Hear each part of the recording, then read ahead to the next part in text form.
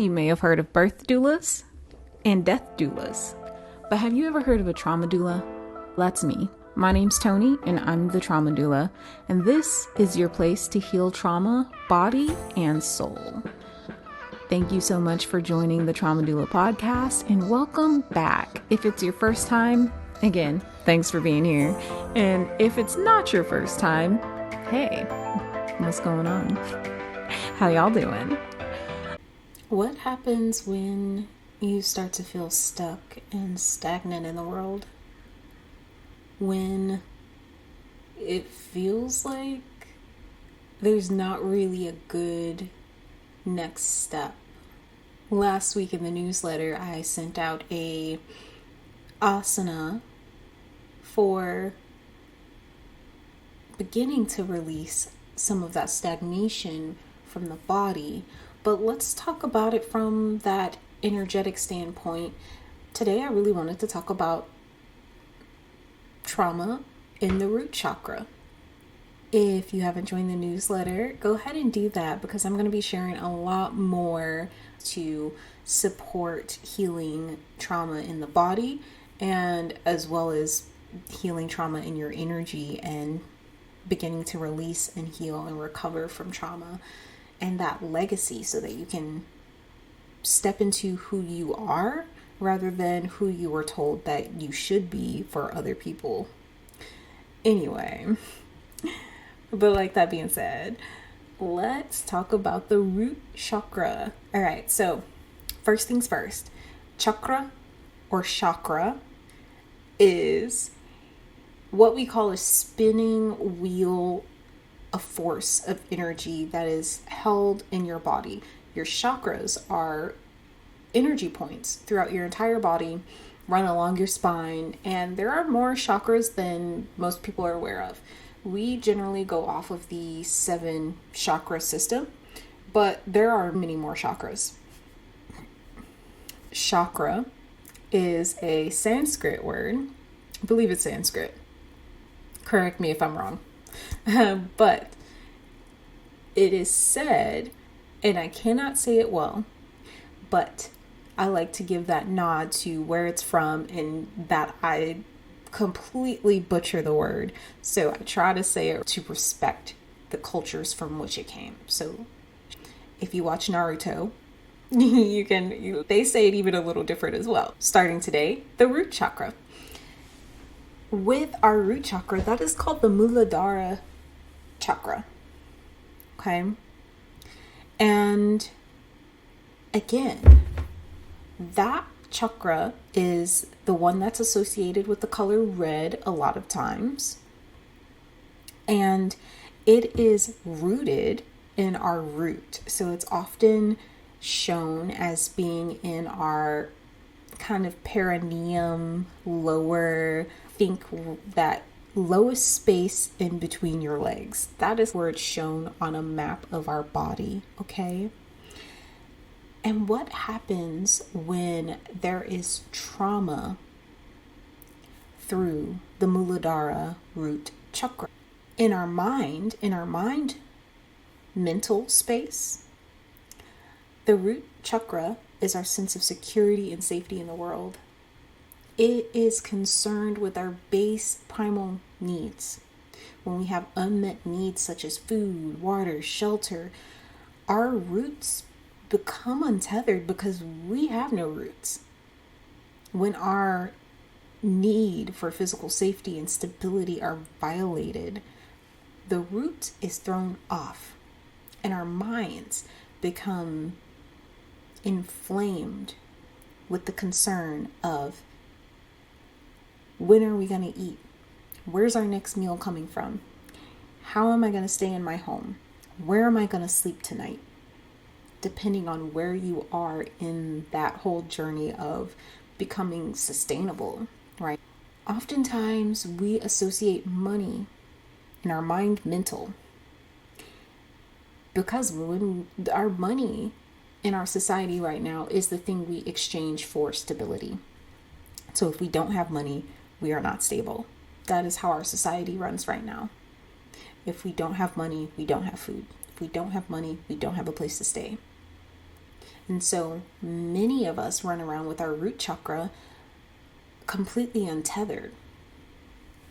Because if you have to work for a living and, you don't have a good system to fall back on, it's not like you're going to be able to turn around and have someone save you from being homeless. Some people, that is a very real concern. And so when our root chakra is off, untethered, our whole system is thrown off. Now, if you do have enough, maybe not overflowing with money, but you have enough, but for some reason there's still that instability, this is where some of those imbalances in the root chakra come up. So that's our mental mind root chakra orientations. But what about our body? When we talk about our body and the way that it reacts to our root chakra, it has to do with our vitality. We're connected to the earth. Being rooted and connected to the earth and balancing our physical energy is supported through being barefoot on the ground, toes in the sand, grass kind of thing. When that's out of balance, people often describe themselves as feeling cut off below the knees. You can feel disconnected from even having a body, as is the case with disassociation. So this is how our body responds to and can be brought back in alignment to our root chakra energy system. And what does our soul say? Our soul becomes, I won't say our soul becomes our unbalance, but that orientation of ourself. These are all just ways of thinking of yourself. So you have a mind, which is mental. You have a body, which is physical. And then you have that soul, which is the non-physical aspect of yourself.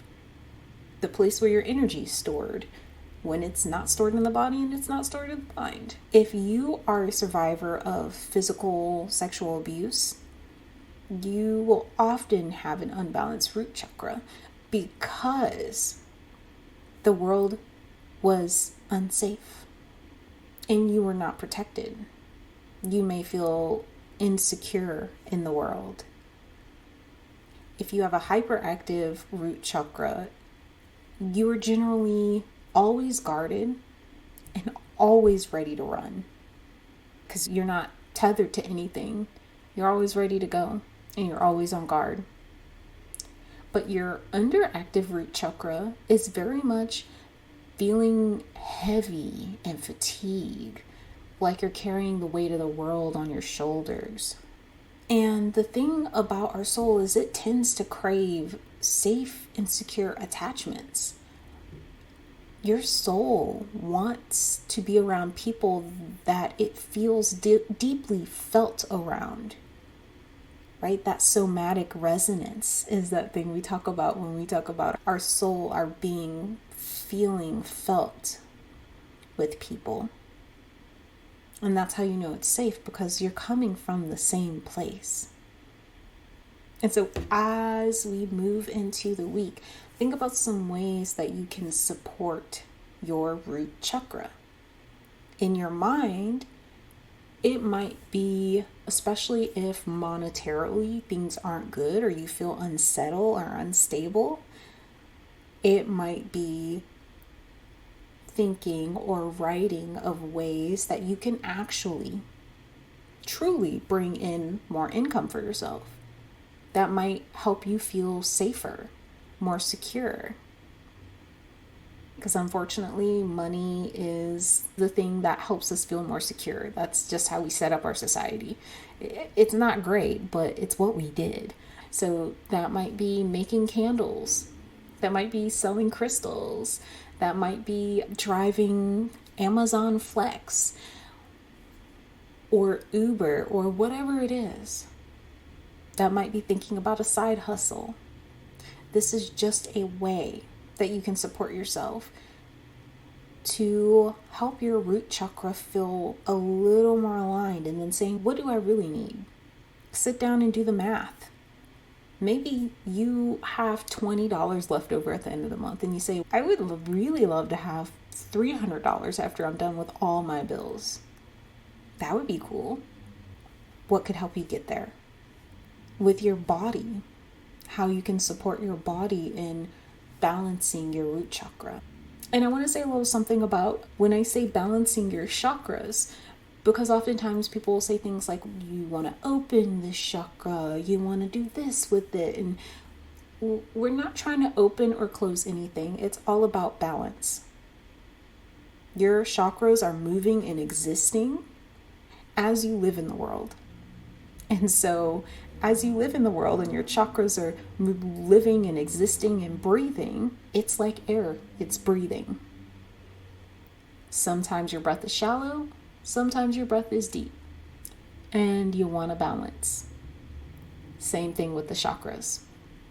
So, supporting your root Muladhara chakra in your body, again, bare feet on the ground. It's a good time to have your bare feet on the ground. It's a good time to touch some grass. Kick rocks. Put your hand in some water. Because our connection to nature and to trees, especially trees. Go out and touch a tree. Just feel a tree.